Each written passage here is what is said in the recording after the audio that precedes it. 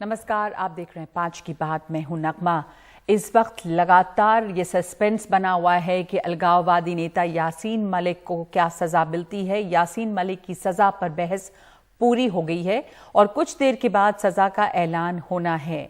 NIA जो कि जांच एजेंसी है, तमाम आरोपों में जो यासीन मलिक पर लगे उसमें एनआईए ने फांसी की मांग की है, लेकिन बचाव पक्ष ने उम्र कैद की सजा मांगी है। यासीन मलिक जम्मू कश्मीर लिबरेशन फ्रंट यानी जेकेएलएफ से जुड़ा है। 1989 के आखिर में 1990 की शुरुआत में जेकेएलएफ ही एकमात्र आतंकी संगठन था 1989 से 1990 के दौरान, और जेकेएलएफ ने पंडितों को विस्थापित होने के लिए मजबूर किया था। ये जेकेएलएफ पर आरोप है। ये संगठन कश्मीर की आज़ादी का नारा देता था, जो कि पाकिस्तान को भी पसंद नहीं था, क्योंकि वो कश्मीर को पाकिस्तान में मिलाना चाहता था। लेकिन जेकेएलएफ आज़ाद कश्मीर की पैरवी करता रहा। जेकेएलएफ की ओर से घाटी के हालात खराब कर दिए जाने के बाद पाकिस्तान ने हिजबुल को शय देना शुरू किया। जेकेएलएफ आतंकियों ने ही न केवल कश्मीरी पंडितों बल्कि कुछ देशभक्त मुसलमानों पर भी हमले किए। कश्मीरी पंडितों का कहना है कि यासीन मलिक की सजा से पूरी घाटी में आतंकवाद का जो इकोसिस्टम है उसे जबरदस्त झटका लगेगा। 30 साल पहले ऐसी व्यवस्था थी कि ऐसे लोग हीरो बन जाते थे, लेकिन अब उन्हें सजा मिलेगी। और इस पर यह सवाल बना हुआ है कि यासीन मलिक की जो सजा है या जो यासीन मलिक को सजा हो रही है उससे घाटी में कितना सख्त संदेश जाएगा, उससे आतंकवाद की कमर टूटती है क्या, और आतंकवाद पर कितना बड़ा ये वार है। मेरे साथ इस वक्त हमारे सहयोगी मुकेश जुड़े हैं, लेकिन सबसे पहले आपको सुनाते हैं कि इसके ऊपर कश्मीर के जो नेता हैं वो क्या कह रहे हैं। पहले सुनिए महबूबा मुफ्ती का क्या कहना है। मैंने जुडिशरी के बारे में ये कहा कि पाकिस्तान में एक आदमी को लिंच किया गया, वहां उन्होंने 6 आदमियों को फांसी दी और 1 दर्जन लोगों को उम्र कैद की सजा दी। यहाँ कितने इखलाक लिंच हो गए अभी तक 2015 के बाद? तो एक को क्या, बल्कि उनको तो हार पहनाए जाते हैं, उनको तो सजा नहीं दी जाती, उनको गार्लैंड किया जाता है, हार पहनाया जाता है, उनका इस्तेकबाल किया जाता है। यही फर्क है उस जुडिशरी और इस जुडिशरी। हमारे साथ इस वक्त जुड़ रहे हैं मेरे सहयोगी मुकेश, जो कोर्ट में चल रही गतिविधियों पर नजर रखे हुए हैं। मुकेश, अब इस पे बहस पूरी हो चुकी है और सजा का अब इंतजार है कि आखिर क्या सजा होती है, क्योंकि मिनिमम सजा जो है वो उम्र कैद है और ऐसे फांसी की सजा भी हो सकती है। इस पर यासीन मलिक की तरफ से ये भी कहा गया है कि अगर प्रूव हो जाता है कि वो आतंकवादी गतिविधियों में थे तो वो अपील भी नहीं करेंगे। तो किस तरह की वहां पर चर्चाएं हो रही हैं और कोर्ट से क्या खबर मिल रही है अभी?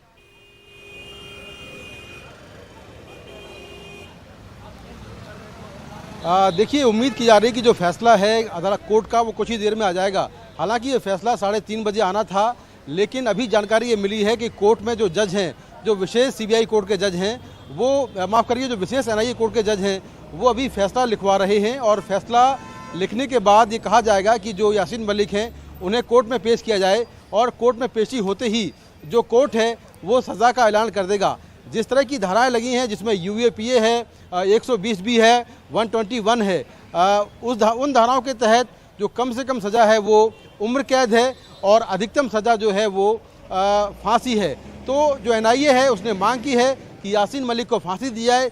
वहीं जो बचाव पक्ष के वकील हैं उन्होंने कोर्ट में कहा है कि यासीन मलिक को उम्र कैद की सज़ा दी जाए। तो कोर्ट में काफ़ी लंबी जरह हुई और जरह के बाद कोर्ट ने आज 3:30 बजे के लिए अपना फैसला रिजर्व कर लिया था। लेकिन चूंकि ये मामला काफ़ी संवेदनशील है, हाई प्रोफाइल मामला है, इसीलिए अभी जो आदेश है वो अब तक लिखवाया जा रहा है। और उम्मीद की जा रही है कि अगले कुछ 15 से 20 मिनट में जो जज हैं वो अपना फैसला लिखवा लेंगे और उसके बाद यासीन मलिक की पेशी होगी और उसके बाद जज साहब जो है वो अपना फैसला सुनाएंगे, जिसमें सज़ा क्या होती है यासीन मलिक को ये हमें देखना होगा। जी मुकेश, कई बड़े अपराधों में यासीन मलिक के शामिल होने की बात है। कुछ उसमें बहुत चर्चित रहे हैं, जैसे टेरर फंडिंग केस है 2017 का, लेकिन उसके पहले पूर्व गृह मंत्री मुफ्ती मोहम्मद सईद की बेटी की अपहरण का मामला है, जिसके बदले में आतंकी छोड़ने पड़े थे 5 खूंखार आतंकी। कश्मीरी पंडित जज न्यायमूर्ति नीलकंठ गंजू की हत्या। इस तरह के बड़े अपराधों में शामिल होने की बात है। क्या क्या मामले यासीन मलिक पर हैं जिन पे ये मामला चल रहा है?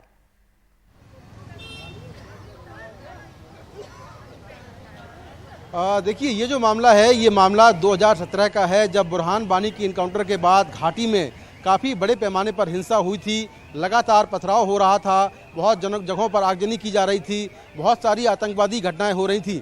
उसी मामले में NIA ने टेरर फंडिंग के आरोप में यासीन मलिक को गिरफ्तार किया था। न सिर्फ यासीन मलिक बल्कि घाटी के कई अलगाववादी नेता और टेररिस्ट पकड़े गए थे।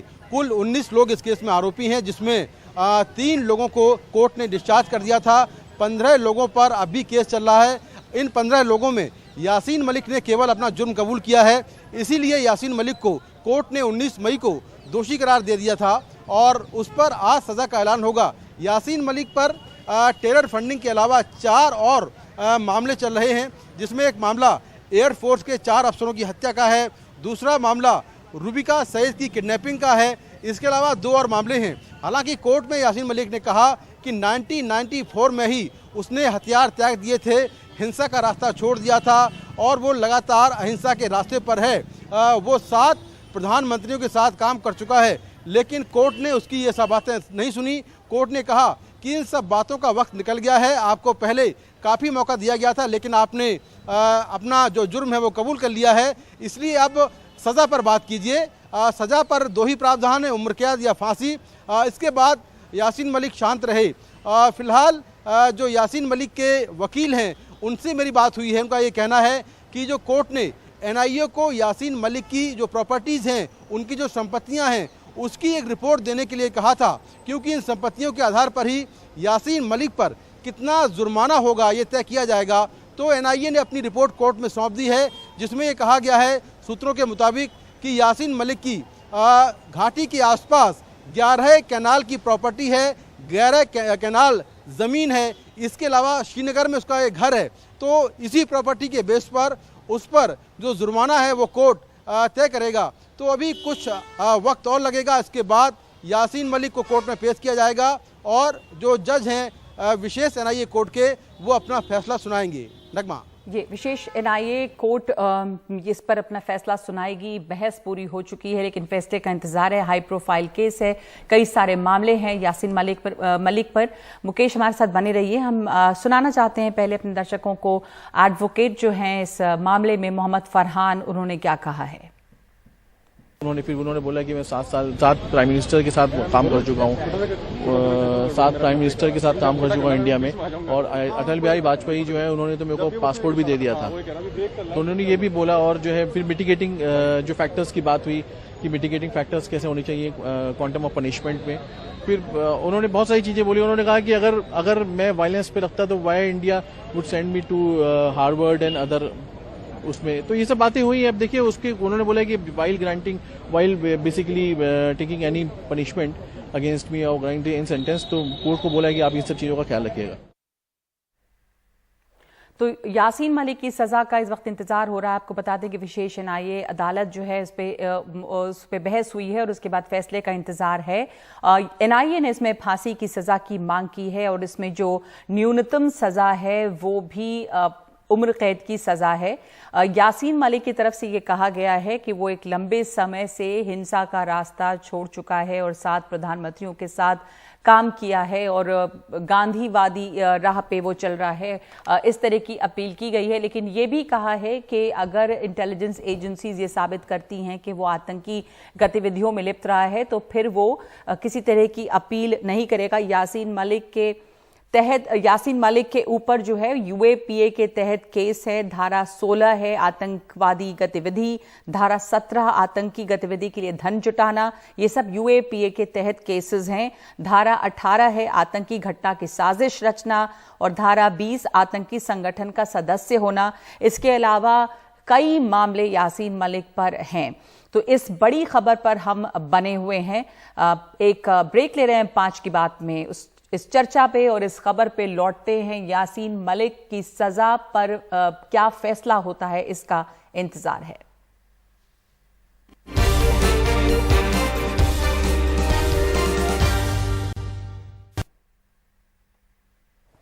इस वक्त बड़ी खबर बनी हुई है। यासीन मलिक की सजा पे फैसला आना बाकी है। सजा की बारी है, बहस पूरी हो चुकी है। यासीन मलिक पर कई तरह के आरोप हैं, यूएपीए के तहत इन पर मामले दर्ज हुए हैं और उसके अलावा कई गंभीर आरोप हैं। यासीन मलिक की तरफ से उस पक्ष का ये कहना है कि एक लंबे समय से उसने हथियार डाल दिया है और आतंक का रास्ता छोड़ दिया है, लेकिन इसमें न्यूनतम जो धाराएं लगी हैं और जो मामले हैं, न्यूनतम सजा जो है वो उम्र कैद की है और एनआईए ने मांग की है फांसी की सजा। ये दलील है कि फांसी की सजा अगर होती है तो ये एक कड़ा संदेश होगा। इस वक्त मेरे साथ इस पर चर्चा के लिए मौजूद हैं एसपी वैद, जो पूर्व डीजीपी हैं जम्मू कश्मीर के, और मेजर जनरल अश्विन सिवाज, सुरक्षा विशेषज्ञ। पूर्व डीजीपी जम्मू कश्मीर के रहे हैं एसपी वैद साहब आप, और इस समय यासीन मलिक की सजा पे हम जो फैसला आना है उसका इंतजार कर रहे हैं। एनआईए की तरफ से मांग की गई है फांसी की सजा और तर्क यह है कि एक सख्त संदेश जाता है। यासीन मलिक के ऊपर कार्रवाई, घाटी में आतंकवाद पर एक बड़ा वार होगा, एक झटका लगेगा। बिल्कुल सही आप कह रही हैं। देखिए, अपने कर्मों का हिसाब आपको यहाँ भी देना है और यहाँ से बाहर जाके भी, ऊपर जाके भी देना है। और अगर आपने जो एनआईए के चार्जेस हैं वो सारी एक्टिविटीज की हैं और एविडेंस के साथ वो एनआईए कोर्ट में इसकी पूरी सुनवाई हुई और उसको बाद में यासीन मलिक ने खुद भी कबूल किया, तो अब जज साहब पर निर्भर है वो उम्र कैद देते हैं या फांसी की सजा देते हैं। लेकिन यासीन मलिक के पास ये विकल्प है कि वो इसको चैलेंज कर सकते हैं हायर कोर्ट्स में और उससे भी हायर फॉरेन में, और जो पूरा जुडिशियल प्रोसेस है उसको फॉलो किया जाएगा जो भारत के संविधान के तहत है। उसको पूरी अपॉर्चुनिटी अवेलेबल होगी और वो उसको कर सकते हैं। बिल्कुल, लेकिन इस समय जो मामला चल रहा है और जिस तरह की अब सजा एनआईए ने मांग की है और न्यूनतम सजा जो धाराएं लगी हैं वो न्यूनतम सजा भी उम्र कैद इसमें है।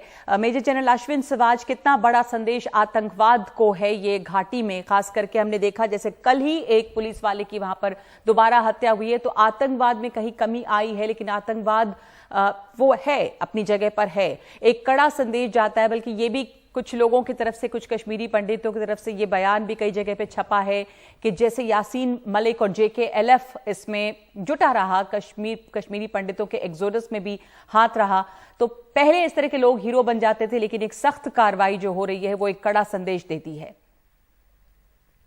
बिल्कुल, इसमें कोई शक नहीं कि जिस प्रकार से यासीन मलिक को ट्रायल किया गया है, एक साफ सुथरा मैसेज पास हो रहा है वैली के अंदर कि जो आतंकवादी गतिविधियों में इन्वॉल्व थे उनको बख्शा नहीं जाएगा, उनको लोगों के आगे लाया जाएगा और पूरी एक कन्विक्शन की प्रतिक्रिया हुई है और अगर ये दोषी मिलते हैं तो इनको सजा मिलेगी। मगर एक बात मुझे लगता है कि जो ये इन्वॉल्व था जेनोसाइड में, वो चार्जेस पे नहीं लगे हैं। इसको चार्जेस लगे 2017 के टेररिस्ट फंडिंग के। इसने 4 आईएफ ऑफिसर्स को मारा था, जिसके अंदर एक ऑफिसर भी था, और ये रूबिया सैयद की जो एब्डक्शन में भी इन्वॉल्व था, और काफी कश्मीरी पंडितों को इसने मारा और इसने कबूल किया था। तो सच्चाई ये है कि इसको सजा जो अब चार्जेस हैं, मुझे लगता नहीं कि बहुत ज्यादा मिलेगी, मगर इसको चार्जेस आने चाहिए थे जो इसने असली किए हैं। जो 90s में इसने कश्मीरी पंडित का जेनोसाइड और 4 एयरफोर्स अफसरों को कोल्ड ब्लड मर्डर, वो भी होना चाहिए। मगर यह भी सच्चाई है कि आज की तारीख में एक बदला हुआ माहौल है कश्मीर घाटी में।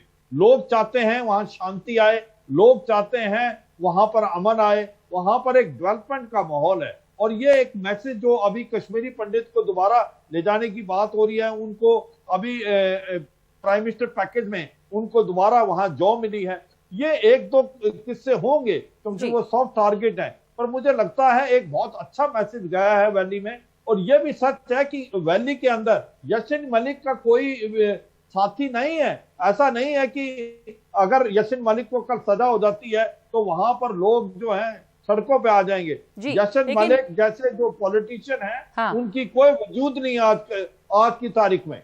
अच्छा, लेकिन आप वहां पे पूर्व डीजीपी रहे एसपी वैद साहब, मैं आपसे समझना चाहूंगी इस समय जो हमें वहां से रिपोर्ट्स हमारे रिपोर्टर सहयोगी दिखा रहे हैं, घाटी में तनाव है, घाटी में एहतियातन बहुत सारी चीजें बंद रखी गई हैं, दुकान बंद हैं ज़्यादातर एक तरह से, और सुरक्षा बंदोबस्त कड़े हैं।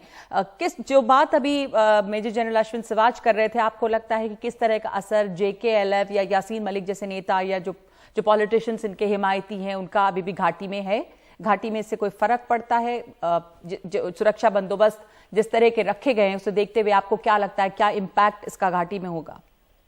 देखिए, यासीन मलिक एक जो लिमिटेड एरिया है श्रीनगर का, जिसको कोठी बाग पुलिस स्टेशन बोलते हैं, माइसमा का एरिया बोलते हैं, उसी एरिया में इसकी इन्फ्लुएंस रहती है और वहाँ पत्थरबाजी छोटी मोटी होती रहती। पहले भी जब हम इसको अरेस्ट करते थे, जब भी पुलिस अरेस्ट करती थी, तो वहाँ थोड़ा बहुत टेंशन रहता है। उसके लिए पूरा कश्मीर वैली मुझे नहीं लगता कुछ भी कोई ज्यादा है। हाँ, सब देख रहे हैं कि इस केस में क्या जजमेंट आती है, वो सभी का उसमें एक JKLF और यासीन मलिक का कश्मीर घाटी में आतंक फैलाने में किस तरह का हाथ रहा है? बहुत सारे बड़े केसेस इनके खिलाफ अपराधों में शामिल है। हालांकि अभी 2017 के टेरर फंडिंग में मामला चल रहा है, पर जैसा अश्विनी सिवाच साहब ने भी जिक्र किया, पूर्व गृह मंत्री मुफ्ती मोहम्मद सईद की बेटी का अपहरण हो, कश्मीरी पंडित जज न्यायमूर्ति नीलकंठ गंजू की हत्या हो, तो आतंक से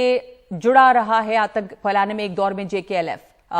वैद साहब, बिल्कुल सही आपने जो कहा, और जनरल साहब जो कह रहे हैं, अर्ली 90 में JKLF ही मेन टेरर ऑर्गेनाइजेशन सबसे पहले, जब 89-90 में इरप्ट हुआ और कश्मीरी पंडितों का नरसंहार हुआ और उनका पलायन हुआ, उसमें JKLF की मेन भूमिका थी। उस वक्त हिजबुल मुजाहिदीन बाद में आया, बाकी टेरर ऑर्गेनाइजेशन बाद में आई, और उस वक्त ये उसका चीफ था। तो इसका क्लियर केस है जिसमें एयरफोर्स के 4 अफसरों को कत्ल किया। इनफैक्ट वो केस में एक्चुअली सजा होनी चाहिए, और वो फैमिली आज भी 32 साल के बाद इंतजार कर रहे हैं कि हमारे जो घर वाले मारे गए उसका इंसाफ अभी तक नहीं हुआ। दूसरा, रुबैया सैयद किडनैपिंग केस, बहुत सारे कश्मीरी पंडितों को हलाक किया और उनके परिवार इंतजार कर रहे हैं। तो उन केसेस को अल्टीमेटली मैं समझता हूँ कंक्लूड करना चाहिए, उनका ट्रायल होना चाहिए और उनमें सजा इसको मैं आपको 1 मिनट के लिए रोक रही हूँ। बहुत सारे लोगों का आपने भी जिक्र किया कि कैसे किन लोगों को मारा, किस हत्या में शामिल रहे हैं। कुछ लोगों की प्रतिक्रियाएं आ रही हैं, और ये जो शॉट्स आप देख रहे हैं वो ड्रोन से शॉट्स, सुरक्षा के इंतजाम जो श्रीनगर में खास करके किए गए हैं वो दिखाई दे रहा है यहाँ पर। पहले सुनते हैं हम। देशद्रोही कोई भी हो, देश को एक कानून बनाना चाहिए, एक कानून बनना चाहिए। तो देशद्रोही जो है उसको देशद्रोह की जो सही सजा वो दे देनी चाहिए। और रही मेरे केस की बात, तो मैं तो यही कहूंगी भाई, खून का बदला खून। मेरे केस की लोगों को उम्मीद जगी है इसकी बात की अब यासीन मलिक या ऐसे ही कई लोगों पे कार्रवाई होगी। बिल्कुल कार्रवाई तो होनी चाहिए। अगर देखिए, कोई भी कानून बनता है, प्रेसिडेंट बनता है, एक को अगर कुछ मिलता है तो सारे खड़े हो जाते हैं। अब एक को इंसाफ मिलेगा तो बाकी चुप बैठेंगे, बाकी भी खड़े होंगे। तो ये देश को देखना है, हमारी हुकूमतों को, हमारी जुडिशरी को, सबको।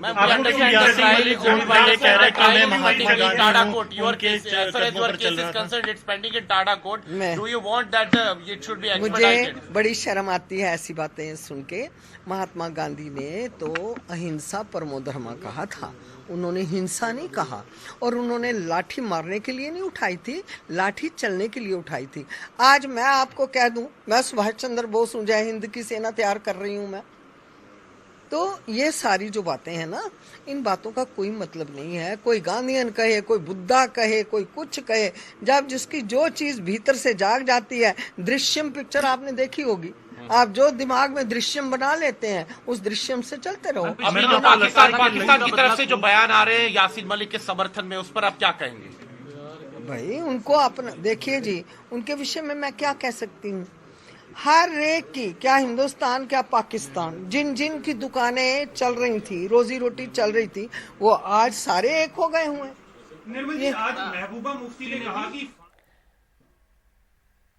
जिन अफसरों के हत्या का आरोप है, उनमें से एक रवि खन्ना की ये पत्नी थी जो ये बात कह रही थी। मेजर जनरल अश्विनी सिवाच हमारे साथ अभी भी हैं। ये हम आपको पहले तस्वीरें दिखा रहे हैं, ये ड्रोन से निगरानी रखी जा रही है श्रीनगर में, क्योंकि यासीन मलिक पर जो फैसला सजा पे आएगा उसको देखते हुए सुरक्षा इंतजाम कड़े किए गए हैं। हालांकि ये बात कह रहे हैं हमारे साथ दोनों विशेषज्ञ जो वहाँ सुरक्षा विशेषज्ञ बैठे हैं कि बहुत ज़्यादा कोई अब खास असर नहीं है, लिमिटेड इलाके में श्रीनगर के कुछ असर है यासीन मलिक का। अश्विनी सिवाच साहब, ड्रोन से निगरानी रखी जा रही है और हमने अभी भी सुना रवि खन्ना की पत्नी को एक तरह से एक प्रेसिडेंट सेट होता है और लोगों के लिए भी एक ये मिसाल बनेगा जो इस तरह की सजा है, क्योंकि अभी तो सिर्फ 2017 के टेरर फंडिंग की बात है। आपने कहा है कि बहुत सारे गंभीर आरोप हैं इनके ऊपर, तो एक प्रेसिडेंस है, पर अभी भी देखिए कि श्रीनगर में काफी सतर्कता बरती जा रही है। हाँ बिल्कुल, देखो सच्चाई ये है कि जैसे स्क्वाड्रन लीडर रवि खन्ना की वाइफ बोल रही थी कि इस केस से फर्क क्या पड़ेगा कि लोगों ने पहले समझ लिया था कि आप कुछ भी कर दें आपको कोई सजा नहीं मिलेगी, और जो कश्मीर के नरसंहार हुआ, कश्मीरी पंडितों को मारा गया और उसके बाद ये 4 एयरफोर्स के ऑफिसर्स को मारा गया, उसने सबने सोचा कि अब इनके ऊपर कोई एक्शन नहीं होने वाला। और जिस प्रकार से यासीन मलिक एक हीरो की तरह घूमते थे कश्मीर घाटी के अंदर, तो और वो मेन स्ट्रीम हो गए थे पॉलिटिशियन, वो एक दुख भरी कहानी थी। मगर आज जुडिशरी ने उसको टेक ओवर किया, आज उनको जो भी सजा देगी कोर्ट, उससे एक चीज तो जाहिर है कि आप भारत जैसे देश के अंदर चोरी करके बच नहीं सकते। अगर आपने नरसंहार किया है, टेररिस्ट फंडिंग की है, तो आपको एक ना एक दिन सजा मिलेगी। और आज वो कह रहे हैं, यासीन मलिक जैसे बोल रहे हैं कि वो अभी पॉलिटिशियन बन गए थे फुल टाइम लास्ट 20-25 साल से। भाई सोच हुए खा के बिल्ली हैज करने चली, आपने इन्वॉल्व हैं एक प्रकार से जेनोसाइड कश्मीरी पंडितों का। आप 4 एयरफोर्स के ऑफिशियल मारे, रुबीना साइद को आपने किडनैप किया। हाँ। इसके अलावा और भी बड़े केस है। कई बड़े केसेस हैं, कई मामले हैं, कश्मीरी पंडितों का मामला है, अफसरों को मारने की आरोप है। तो आप सही कह रहे हैं, और जैसा कि रवि खन्ना की पत्नी भी कह रही थी कि एक मिसाल बनता है और लोगों को ये सबक मिलता है, एक संदेश जाता है, एक सख्त संदेश जाता है कि अपराध के बाद बच नहीं सकते। धन्यवाद आपका मेजर जनरल अश्विनी सिवाच और SP वैद साहब, आपका बहुत धन्यवाद शामिल होने के लिए। इस समय यासीन मलिक को सजा क्या मिलती है इसका इंतजार है। कोर्ट में बहस पूरी हो चुकी है, विशेष न्यायिक कोर्ट में बहस चल रही थी। ये आप तस्वीरें देख रहे हैं श्रीनगर से, यहाँ पर जो सुरक्षा इंतजाम किए गए हैं और काफ़ी सतर्कता बरती जा रही है कि जो फैसला आना है कोर्ट से जिसमें न्यूनतम सज़ा उम्र कैद की और NIA ने फांसी की सज़ा की मांग की है, उसके बाद खास करके श्रीनगर का जो कुछ इलाका है जहाँ पर यासीन मलिक का या JKLF का असर रहा, डाउनटाउन श्रीनगर, वहाँ पे खास तौर पर सुरक्षा व्यवस्था कड़ी की गई है ताकि कोई ऐसी अप्रिय घटना वहां पे ना हो। और इस समय हम एक ब्रेक ले रहे हैं 5 की बात में।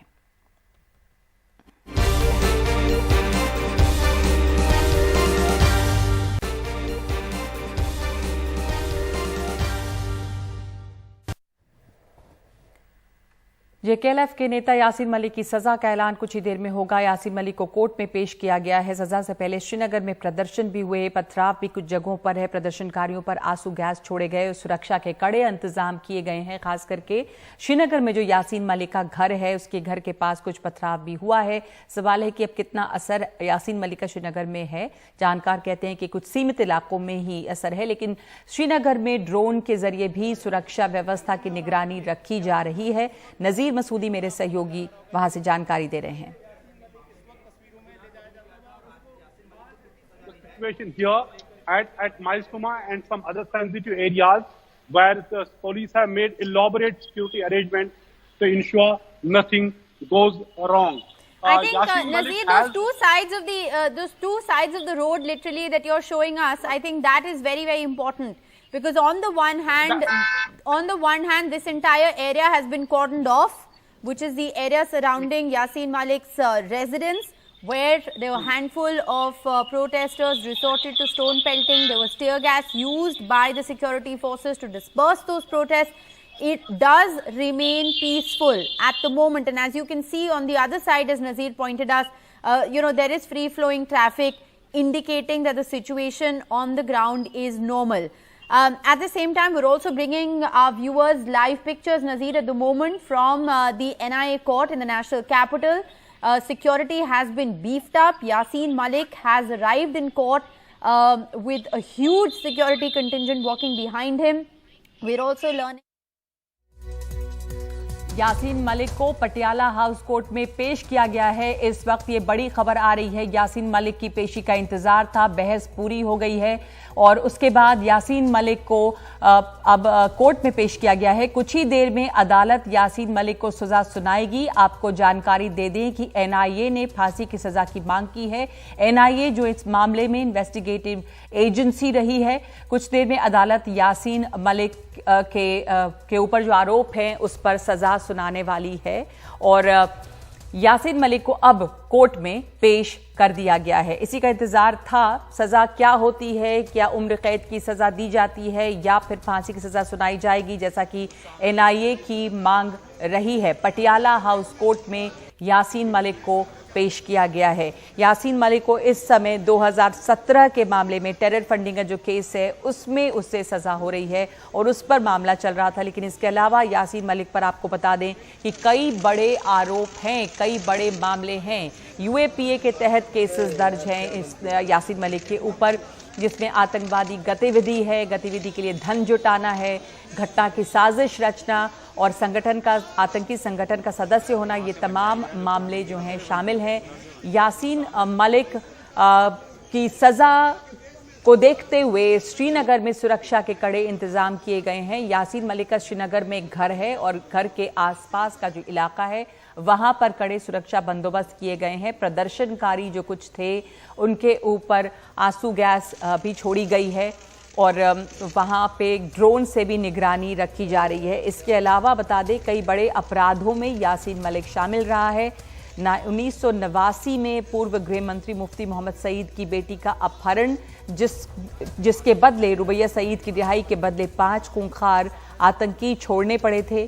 फिर 1989 में ही कश्मीरी पंडित नीलकंठ गंजू की हत्या का जो आरोप रहा है और वायुसेना के 4 अधिकारियों की हत्या 1990 में, इसका भी ये भी अपराध, इसमें भी यासीन मलिक का नाम है। और उसके अलावा 2017 की टेरर फंडिंग का जो मामला रहा है, तो कई बड़े अपराधों में शामिल रहा है यासीन मलिक, जो कि JKLF यानी जम्मू कश्मीर लिबरेशन फ्रंट का नेता रहा है और आज़ाद कश्मीर का पैरवीकार। और इस समय सज़ा का इंतज़ार है। पटियाला हाउस कोर्ट में यासीन मलिक को पेश किया गया है।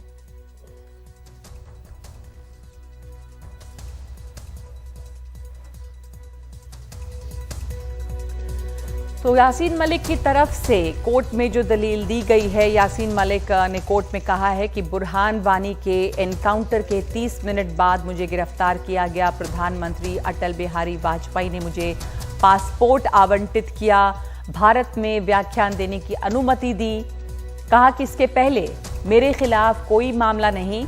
1994 में हथियार छोड़ने के बाद गांधी के सिद्धांतों का पालन किया। 1994 से कश्मीर में अहिंसक राजनीति में रहा। 28 साल से किसी भी तरह की हिंसा में शामिल नहीं। मैंने 7 प्रधानमंत्रियों के साथ काम किया है।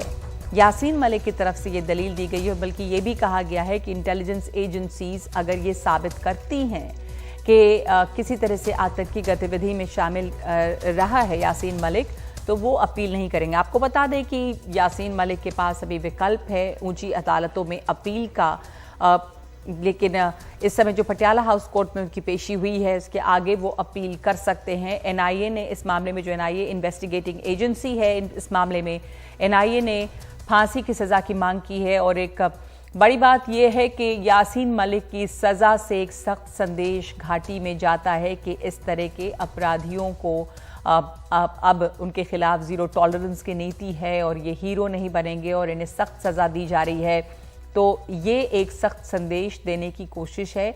जम्मू कश्मीर में, कश्मीर के श्रीनगर में सुरक्षा के कड़े इंतजाम किए गए हैं। ड्रोन से निगरानी रखी जा रही है वहां पर, इस इलाके में, खास करके जो श्रीनगर का इलाका है जहां पर यासीन मलिक का घर है, वहां पे सुरक्षा के बंदोबस्त कड़े किए गए हैं। पुलिस की मौजूदगी वहां पे है और जो भी प्रदर्शनकारी हैं उन्हें वहां से हटाने की कोशिश लगातार की जा रही है।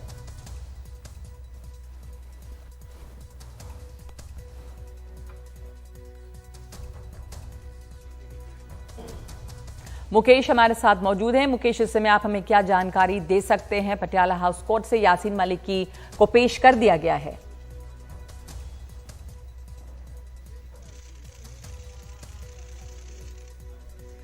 उन्हें कड़ी सुरक्षा के बीच में विशेष एनआईए कोर्ट में पेश कर दिया गया है और इसके पहले जो जज हैं प्रवीण सिंह, उन्होंने अपना आदेश तैयार कर लिया था और आदेश तैयार करने के बाद उन्होंने पुलिस से कहा कि यासीन मलिक को लॉकअप रूम से पेश किया जाए। तो यासीन मलिक को कड़ी सुरक्षा के बीच पेश कर दिया गया है और जो जानकारी मिल रही है वो ये है कि जज यासीन मलिक को जो आदेश है, जो सज़ा पर ऐलान है, वो पढ़कर सुना रहे हैं। चूँकि ये जो पूरा जो हियरिंग है ये इन कैमरा प्रोसीडिंग चल रही है, यानी कोई भी अंदर नहीं जा सकता है। जब ये पूरा आदेश वहाँ पर पढ़कर सुना दिया जाएगा, उसके बाद जो वकील हैं और जो जांच अधिकारी हैं, जब वो बाहर निकलेंगे तब मीडिया को जानकारी मिल पाएगी कि आखिर कोर्ट में क्या कुछ हुआ है। इसीलिए अभी कोर्ट रूम के बाहर मीडिया का जमावड़ा है। कोर्ट रूम के अंदर बेहद कड़ी सुरक्षा है। न सिर्फ दिल्ली पुलिस के जवान बल्कि वहाँ पर एसएसबी, सीआरपीएफ के जवान भी तैनात हैं। यहाँ पर कुछ देर पहले दिल्ली पुलिस डॉग स्क्वाड भी लेकर आई थी और जांच कर रही थी कि कहीं कोई संदिग्ध सामान तो नहीं पड़ा हुआ है। क्योंकि ये मामला काफ़ी सेंसिटिव भी है, हाई प्रोफाइल भी है, इसीलिए ये आदेश डिक्टेट करने में, आदेश लिखवाने में समय लगा। हालांकि ये फैसला 3:30 बजे आना था, लेकिन काफ़ी वक्त बीत गया है और कुछ देर पहले यासीन में पेश कर दिया गया है। जहां मैं खड़ा हूं ये पटियाला हाउस कोर्ट का गेट नंबर 1 है और मेरे पीछे जो गेट है आप देखिए कि यहाँ पर भी बड़ी संख्या में सुरक्षाकर्मी तैनात हैं। गेट नंबर 1 को पूरी तरह बंद कर दिया गया है और जो बाकी गेट हैं उनसे आवाजाही की जा रही है। चारों तरफ बेहद कड़ी सुरक्षा है और बेहद कड़ी सुरक्षा के बीच में ही इस मामले में जो जज साहब हैं वो सज़ा का ऐलान करेंगे। तो यासीन मलिक कोर्ट रूम के अंदर हैं, जज हैं, एनआईए की टीम है और दोनों पक्षों के वकील हैं और जज जो हैं वो अपना फैसला पढ़कर सुना रहे हैं।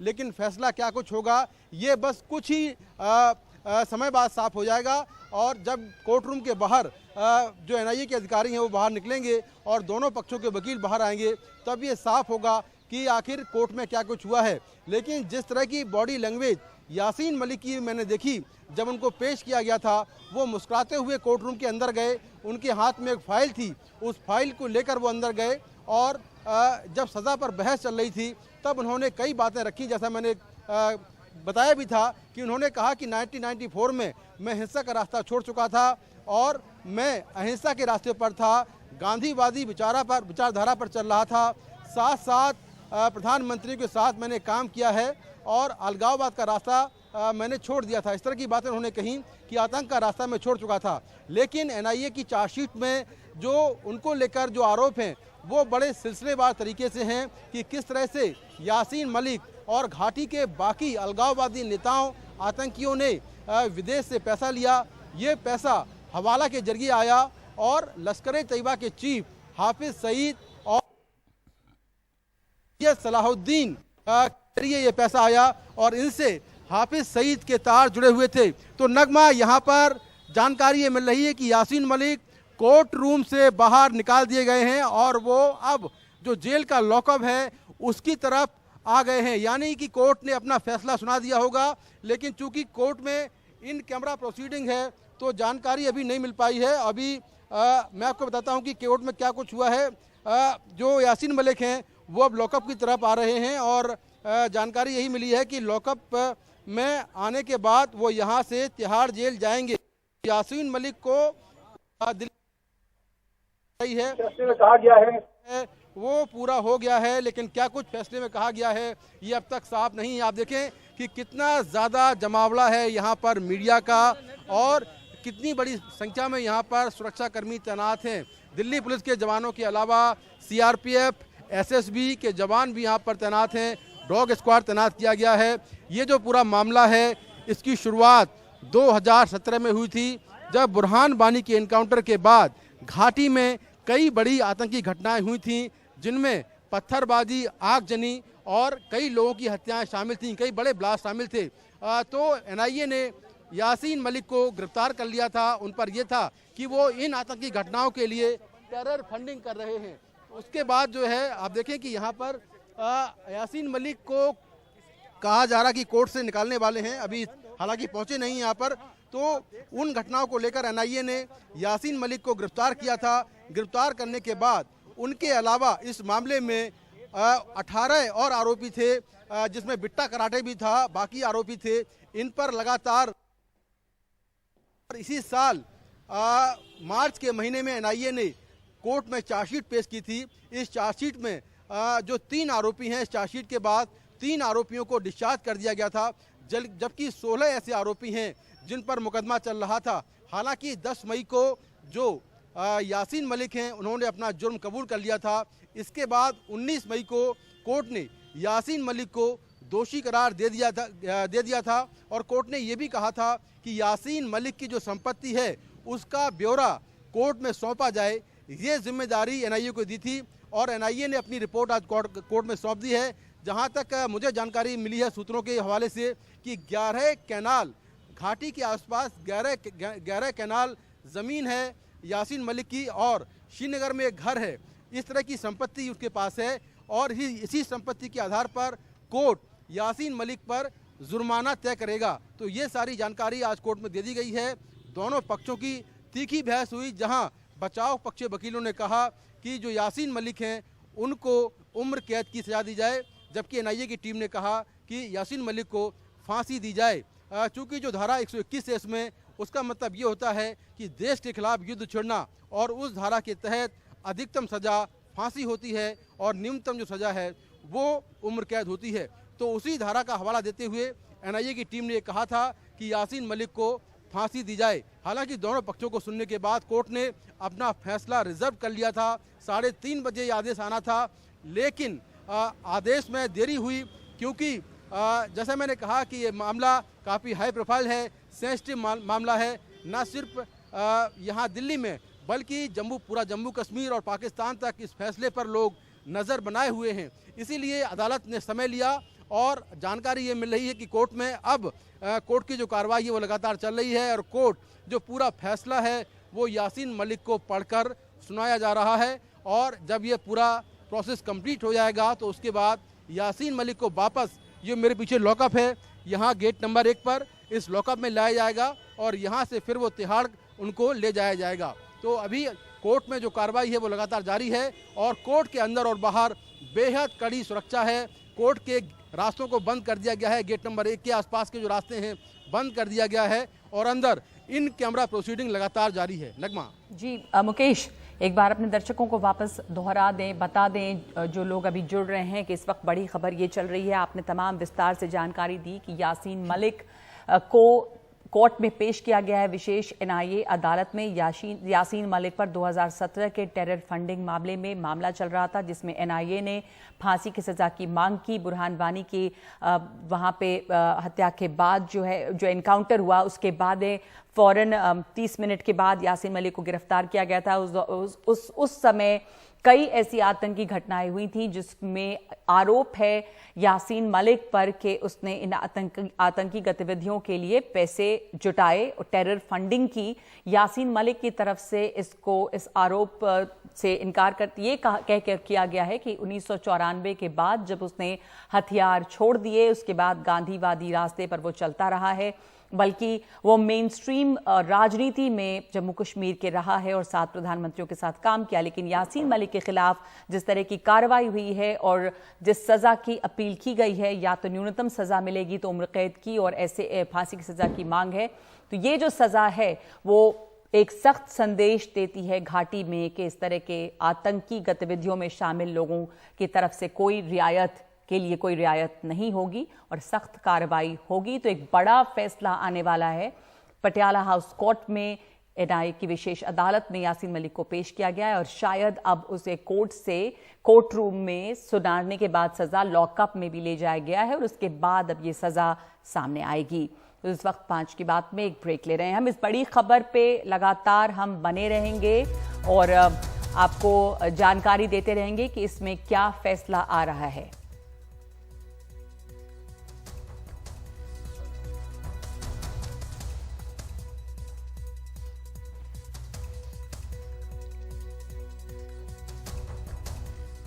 तो मुकेश हमारे साथ अभी भी जुड़े हुए हैं। मुकेश, हम अपने दर्शकों को इस बात की जानकारी दे रहे थे कि जो पूरा मामला है वो क्या है, यासीन मलिक पर यूएपीए के तहत क्या क्या धाराएं लगी हैं, आतंकी संगठन का सदस्य होना, आतंकी गतिविधि के लिए पैसा जुटाना और उसके अलावा कई और गंभीर मामले हैं जिसमें यासीन मलिक के शामिल होने की बात है। तो ये तमाम चीजें, हालांकि इस समय 2017 के टेरर फंडिंग के मामले में ही मामला चल रहा है, केस चल रहा है। मुकेश, ये बताइए कि अभी वहां पर लॉकअप में ले जाया गया, ये आप हमें जानकारी दे रहे थे कि कोर्ट रूम में शायद यासीन मलिक को सुना दिया गया होगा फैसला और लॉकअप में ले जाया गया है, लेकिन फैसला सामने आने में भी थोड़ा समय लगेगा।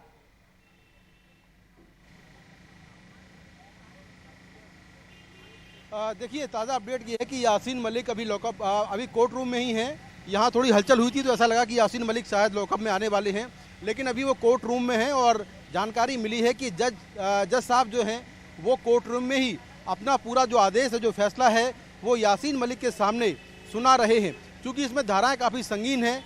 यूएपीए के सेक्शन 16 से लेकर 20 तक हैं, जिसमें आतंकवादी गतिविधियों में शामिल होना, साजिश करना, फंडिंग करना, इस तरह के गंभीर आरोप हैं। साथ में सेक्शन 120B यानी कॉन्स्पिरेसी करना और 121 यानी कि देश के खिलाफ युद्ध छेड़ना। तो सबसे जो संगीन धारा है वो 121 है, जिसमें अधिकतम सजा अधिकतम सजा जो है वो फांसी है और न्यूनतम सजा उम्र कैद है। तो सेक्शन 121 का हवाला देते हुए एनआईए ने कोर्ट में कहा था कि यासीन मलिक को फांसी दी जाए, लेकिन जो बचाव पक्ष के वकील हैं उन्होंने कहा कि यासीन मलिक के खिलाफ कोई सबूत नहीं है, उसने हिंसा का रास्ता 1994 में छोड़ दिया था और वो लगातार पॉलिटिकल मूवमेंट चला रहा था। ऐसे में उसको फांसी नहीं बनती है, उसको जी मुकेश, ये यासीन मलिक की तरफ से कहा जा रहा है। हम आपके पास वापस आएंगे, ये खबर बड़ी खबर बनी हुई है, बल्कि इंतजार है कि इस समय क्या फैसला आता है कोर्ट से। लेकिन इस वक्त एक ब्रेक ले रहे हैं हम और यासीन मलिक की सजा की खबर पर बने रहेंगे। इस ब्रेक के बाद फौरन लौटते हैं।